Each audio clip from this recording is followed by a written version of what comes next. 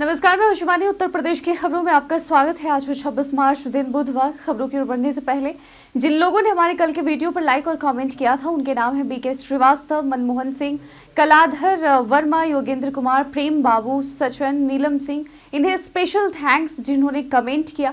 इनके अलावा त्रिवेणी प्रसाद, सत्यजीत सिंह, मनीष कुमार, दिया क्षेत्री, नित्यानंद बरनवाल, सुभाष चौधरी, सत्येंद्र शाही, ध्रुव कुमार अग्रवाल, वीरेंद्र सिंह, कृष्णा, अतुल तिवारी, ये हमारे रेगुलर व्यूअर हैं। अब एक नजर डालते हैं आज की सुर्खियों पर। शिक्षकों को प्रमोशन के बाद नई तैनाती के लिए ऑनलाइन आवेदन। टीवी लेखक मनोज संतोषी का निधन। सीएम योगी ने विपक्ष पर विदेशी पैसे के इस्तेमाल का लगाया आरोप। कुणाल कामरा की आपत्तिजनक टिप्पणी पर सीएम योगी की प्रतिक्रिया। वाराणसी में गंगा स्वच्छता के लिए छोड़ी गई 10,000 मछलियां। चलिए बढ़ते हैं अब तक की 25 बड़ी खबरों की ओर विस्तार से।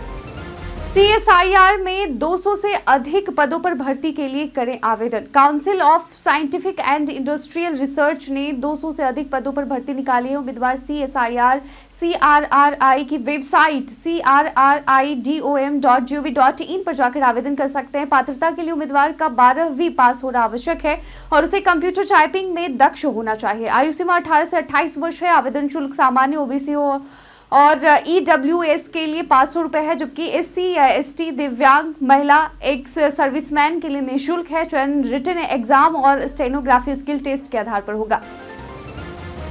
उत्तर प्रदेश बर्थडे स्पेशल में बात होगी महादेवी वर्मा की। आज के ही दिन वर्ष 1907 में महादेवी वर्मा का जन्म उत्तर प्रदेश के फर्रुखाबाद में हुआ था। ये हिंदी भाषा की कवयित्री थी। ये हिंदी साहित्य में छायावादी युग के 4 प्रमुख स्तंभों में से एक मानी जाती हैं। साथ ही ये आधुनिक हिंदी की सबसे सशक्त कवित्री भी थी, जिस वजह से लोग इन्हें मीरा के नाम से भी जानते हैं। प्रसिद्ध कवि निराला ने महादेवी को हिंदी के विशाल मंदिर की सरस्वती भी कहा था। इनके प्रसिद्ध रचनाओं में अतीत के चलचित्र, स्मृति की रेखाएं आदि शामिल हैं। शिक्षकों को प्रमोशन के बाद नई तैनाती के लिए ऑनलाइन आवेदन। उत्तर प्रदेश के राजकीय माध्यमिक विद्यालयों के प्रमोशन पाने वाले शिक्षक 25 से 26 मार्च तक ऑनलाइन पोर्टल पर नई तैनाती के लिए आवेदन कर सकते हैं। 31 मार्च को रिटायर होने वाले 53 शिक्षकों को समय से तैनाती नहीं मिलने पर प्रमोशन का लाभ नहीं मिलेगा। शिक्षक संघ ने तैनाती जल्द करने की मांग की थी ताकि रिटायर होने से पहले शिक्षक अपना पदभार संभाल सके।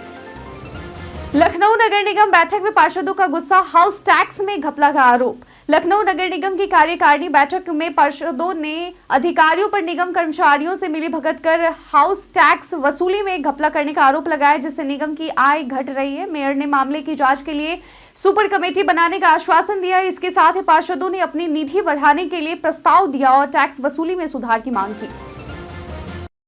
टीवी लेखक मनोज संतोषी का निधन, अलीगढ़ से जुड़ी यादें हमेशा रहेंगी। लोकप्रिय टीवी लेखक मनोज संतोषी का 49 वर्ष की आयु में निधन हो गया है। उन्होंने कई चर्चित टीवी सीरियलों की पटकथा लिखी, जैसे भाभी जी घर पर हैं और यस बॉस। बुलंदशहर के रामघाट में जन्मे मनोज ने अलीगढ़ को अपना दूसरा घर माना और यहाँ के किस्सों से प्रेरित होकर वेब सीरीज अनोखी बारात की योजना बनाई थी। उनका अंतिम संस्कार रामघाट में किया जाएगा। सीएम योगी ने विपक्ष पर विदेशी पैसे के इस्तेमाल का आरोप लगाया। सीएम योगी आदित्यनाथ ने कांग्रेस और इंडिया गठबंधन के दलों पर 2024 के चुनाव में विदेशी पैसे के इस्तेमाल का आरोप लगाया। उन्होंने कहा कि विपक्षी दलों ने चुनाव में न सिर्फ दुष्प्रचार किया बल्कि विदेशी धन का भी उपयोग किया। सीएम योगी ने इसे देशद्रोह की श्रेणी में रखा और दावा किया कि जॉर्ज सोरोस के फंड से चुनाव प्रभावित किए गए। आगरा के मास्टर प्लान 2031 को मिली मंजूरी, विकास को मिलेगी गति। योगी आदित्यनाथ सरकार ने सोमवार को आगरा के मास्टर प्लान 2031 को मंजूरी दे दी, जिससे शहर के विकास के नए रास्ते खुलेंगे। ADA की प्रमुख परियोजनाओं जैसे अचलपुरम टाउनशिप और इनर रिंग रोड के विकास में तेजी आएगी। बिल्डरों की आवासीय योजनाओं को भी बढ़ावा मिलेगा। ADA को अब मास्टर प्लान का प्रकाशन और अंगीकरण करना होगा, जिससे विकास की प्रक्रिया आगे बढ़ेगी।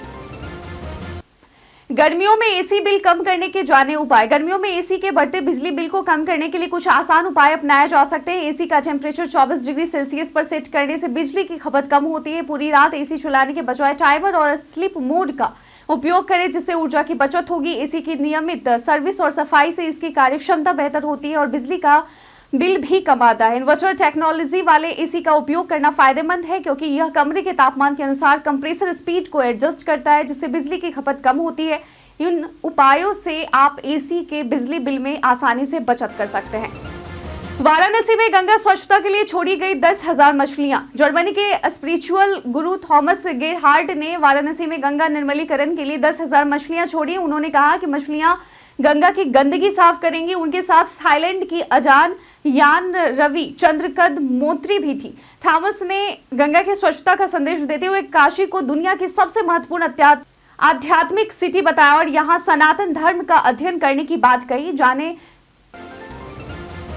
जाने चैत्र नवरात्र और चैती छठ का शुभ मुहूर्त। विक्रम संवत 2082 का शुभारंभ 30 मार्च से होगा। इसी दिन चैत्र नवरात्र प्रारंभ होगा। इस बार नवरात्र 8 दिन का रहेगा क्योंकि चौथी एवं पंचमी तिथि एक ही दिन है। 30 घट स्थापना का शुभ मुहूर्त प्रातः 12 बजे से पूर्व उत्तम है। 30 मार्च को कलश स्थापना व शैलपुत्री देवी की पूजा होगी। 2 अप्रैल को चौथी पंचमी तिथि को चैती छठ का नहाय खाए और खरना होगा। 3 अप्रैल को अस्ताचलगामी सूर्य को अर्घ तथा 4 अप्रैल को उदयमान सूर्य को अर्घ दिया जाएगा। 5 अप्रैल को महाअष्टमी पर विशेष पूजा, रात्रि जागरण और 6 अप्रैल को रामनवमी पर कन्या पूजन, हवन व दान पुण्य का विधान है। रेलवे की विशेष ट्रेनों का संचालन और मार्ग परिवर्तन। रेलवे यात्रियों की भीड़ को देखते हुए 05030 डाउन 05029 काठगोदाम ठाकुर नगर विशेष ट्रेन अब गोरखपुर होकर चलेगी। 26 मार्च से चलने वाली इस ट्रेन की वापसी 29 मार्च को होगी। साथ ही इज्जत नगर और दोहना रेलवे स्टेशनों के बीच रेलवे क्रॉसिंग 2 दिन बंद रहेगी। 28 मार्च तक राज्य रानी एक्सप्रेस भी निरस्त है, जबकि अन्य 6 ट्रेनों को भी निरस्त किया गया है और 7 का मार्ग बदल दिया गया है। कुणाल कामरा की आपत्तिजनक टिप्पणी पर सीएम योगी की प्रतिक्रिया। कॉमेडियन कुणाल कामरा की विवादित टिप्पणी पर यूपी के मुख्यमंत्री योगी आदित्यनाथ ने कहा कि अभिव्यक्ति की स्वतंत्रता का मतलब किसी पर व्यक्तिगत हमला करना नहीं होता। महाराष्ट्र के डिप्टी सीएम एकनाथ शिंदे ने भी कामरा की आलोचना की। वहीं कामरा ने माफी मांगने से इनकार करते हुए अपने बयान को सही बताया और हैबिटेट स्टूडियो पर तोड़फोड़ को मूर्खतापूर्ण करार दिया। भारत में हीट वेव और गर्मी की बढ़ती चिंता। भारतीय मौसम विभाग ने देश भर में हीट वेव का अलर्ट जारी किया है, जिसमें दिल्ली, उत्तर प्रदेश, बिहार, मध्य प्रदेश और महाराष्ट्र में तापमान में 2 से 5 डिग्री की वृद्धि की संभावना जताई गई है। पहाड़ी इलाकों में भी गर्मी बढ़ी है। अगले 2 से 3 दिनों में इन क्षेत्रों में तापमान और बढ़ने की संभावना है। रेलवे के सुपर ऐप स्वरेल की टेस्टिंग हुई शुरू। भारतीय रेलवे जल्द ही अपना सुपर ऐप स्वरेल लॉन्च करने वाला है, जो यात्रियों को विभिन्न रेलवे सेवाएं एक ही प्लेटफॉर्म पर प्रदान करेगा और यह ऐप अभी बीटा टेस्टिंग में है और गूगल प्ले स्टोर पर उपलब्ध है। स्वरेल का उद्देश्य रिजर्वेशन टिकट, अनारक्षित टिकट और प्लेटफॉर्म टिकट बुकिंग को आसान बनाना है। इसमें live train status, PNR inquiry, coach position, food order और रिफंड फाइलिंग जैसी सुविधाएं भी शामिल है। Centre for railway information system द्वारा विकसित यह ऐप आईआरसीटीसी के रेल कनेक्ट और यूटीएस ऑन मोबाइल ऐप की सुविधाओं को जोड़ता है, जिससे यात्रियों को अधिक सुविधाजनक और एकीकृत अनुभव मिलेगा। दिल्ली हाईकोर्ट के जस्टिस यशवंत वर्मा का स्थानांतरण। जस्टिस यशवंत वर्मा का दिल्ली हाईकोर्ट से इलाहाबाद हाईकोर्ट स्थानांतरण होने पर हाईकोर्ट बार एसोसिएशन ने अनिश्चितकालीन हड़ताल का ऐलान किया है। बार एसोसिएशन ने सुप्रीम कोर्ट कॉलेजियम से निर्णय वापस लेने की मांग की है। वहीं नगर निगम की बैठक में पार्षद विकास निधि को 1.5 करोड़ से बढ़ाकर 2.10 करोड़ रुपए किया गया है। इसके अलावा वित्तीय वर्ष 2025-26 के लिए 4236.63 करोड़ के बजट को मंजूरी दी गई है।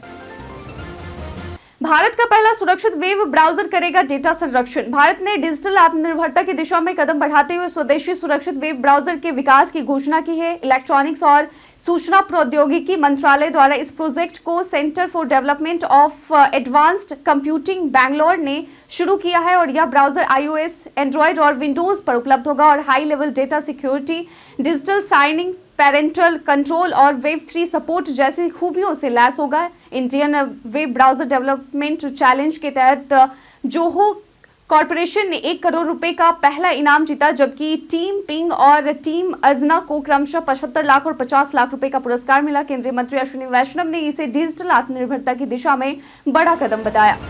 संत प्रेमानंद की पदयात्रा के दौरान विद्युत ट्रांसफार्मर में लगी आग। संत प्रेमानंद की रात्रिकालीन पदयात्रा के दौरान अचानक सुनरख मोड़ पर विद्युत ट्रांसफार्मर में आग लग गई, जिससे श्रद्धालुओं में अफरा तफरी मच गई। गनीमत रही कि हादसा तब नहीं हुआ जब पदयात्रा वहां से गुजर चुकी थी। संत प्रेमानंद का जन्मोत्सव 25 से 30 मार्च तक मनाया जाएगा और श्रद्धालुओं की संख्या में लगातार वृद्धि देखी जा रही है।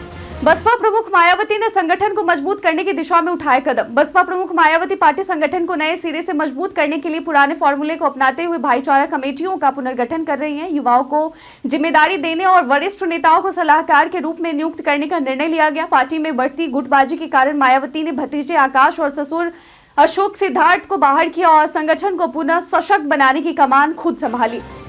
मेरठ में 5 दिन चल रही हनुमंत कथा, 15 लाख श्रद्धालुओं के आने का अनुमान। मेरठ में 25 से 29 मार्च तक हनुमंत कथा का आयोजन हो रहा है, जिसमें बागेश्वर धाम के आचार्य पंडित धीरेन्द्र शास्त्री श्रद्धालुओं को रुद्रावतार हनुमान की जीवन लीलाओं का वाचन करेंगे। कथा में करीब 15 लाख श्रद्धालुओं के आने की संभावना है। पंडाल में 1 लाख लोगों के बैठने की व्यवस्था और मुख्यमंत्री योगी आदित्यनाथ 28 या 29 मार्च को कार्यक्रम में शामिल हो सकते हैं। कई कारणों से दर्ज है भारत के इतिहास में आज की तारीख। आज के ही दिन वर्ष 1974 में लाता गांव हिनवाल घाटी गढ़वाल हिमालय में गौरा देवी के नेतृत्व में 27 महिलाओं के एक समूह ने पेड़ों को बचाने के लिए पेड़ों के आसपास घेराव बना लिया और उन्हें अपने इस प्रयास में भारत में चिपको आंदोलन को आरंभ किया। आज के ही दिन वर्ष 2008 में टाटा मोटर्स ने अमेरिकी कंपनी जगुआर और लैंड रोवर का अधिग्रहण किया था। आज के ही दिन वर्ष 1907 में महादेवी वर्मा का जन्म हुआ था और ये एक हिंदी कवियत्री और हिंदी साहित्य में छायावादी युग के 4 प्रमुख स्तंभों में से एक है। आज के ही दिन वर्ष 1552 में गुरु अमरदास तीसरे सिख गुरु बने थे। आज के ही दिन वर्ष 1668 में इंग्लैंड में भारतीय शहर बंबई पर अधिकार कर लिया था।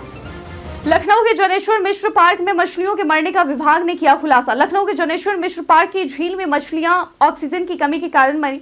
इसका खुलासा मत्स्य विभाग की रिपोर्ट में हुआ। रिपोर्ट में बताया गया कि पानी की गुणवत्ता खराब थी और ऑक्सीजन स्तर 4.5 ppm था। विभाग ने लखनऊ विकास प्राधिकरण को झील की सफाई और पर्यटकों के लिए दिशा निर्देशों के साथ सुधार करने के लिए 3 सुझाव दिए हैं।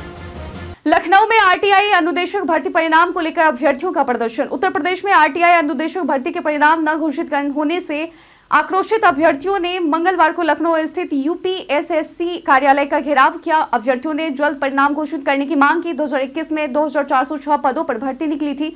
परीक्षा और डॉक्यूमेंट वेरिफिकेशन हो चुके हैं, लेकिन परिणाम अब तक घोषित नहीं हुआ है। पुलिस मौके पर तैनात है। अधिकारी अभ्यर्थियों से बात कर रहे हैं।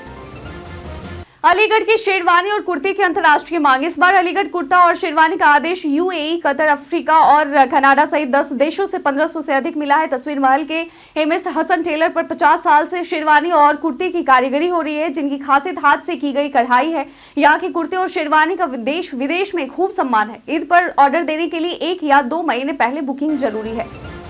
मायावती की ओबीसी समाज के साथ बैठक। मंगलवार को लखनऊ में बसपा सुप्रीमो मायावती ने ओबीसी समाज के नेताओं के साथ विशेष बैठक की। बैठक में ओबीसी समाज के हितों और आगामी चुनाव की रणनीति पर चर्चा की गई। मायावती ने पार्टी कार्यकर्ताओं को जनता के बीच जाने और उनकी समस्याओं को समझने की सलाह दी। साथ ही पार्टी की विचारधारा को जन जन तक पहुंचाने के लिए संपर्क अभियान को तेज करने का निर्देश दिया। अलीगढ़ में संघ प्रमुख के स्वागत की तैयारियां। राष्ट्रीय स्वयंसेवक संघ के सर संघ चालक मोहन भागवत 17 से 21 अप्रैल तक अलीगढ़ के सिंघारपुर स्थित केशव सेवा धाम में प्रवास करेंगे। यहां संघ प्रमुख के स्वागत के लिए 3 मंजिला भवन तैयार किया जा रहा है। इस दौरान ब्रज प्रांत के भाजपा नेता भी आशीर्वाद लेने के लिए यहां जुटेंगे। नए भवन में भागवत के लिए विशेष कमरा तैयार किया जा रहा है, जिसे मुस्लिम कारीगर ने बना रहे हैं। और इसी के साथ बढ़ते हैं आज के सवाल की ओर। आपके क्षेत्र की स्वास्थ्य व्यवस्था कैसी है, यह हमें आप अपने कमेंट सेक्शन में लिखकर जरूर बताएं। आज के बुलेटिन में बस इतना ही। उत्तर प्रदेश की तमाम खबरों के साथ बने रहने के लिए देखते रहें डेली यूपी। और साथ ही अगर आप यूट्यूब चैनल पर देख रहे हैं तो चैनल को सब्सक्राइब कर लें, और अगर आप फेसबुक पेज पर देख रहे हैं तो लाइक और फॉलो करना ना भूलें। धन्यवाद।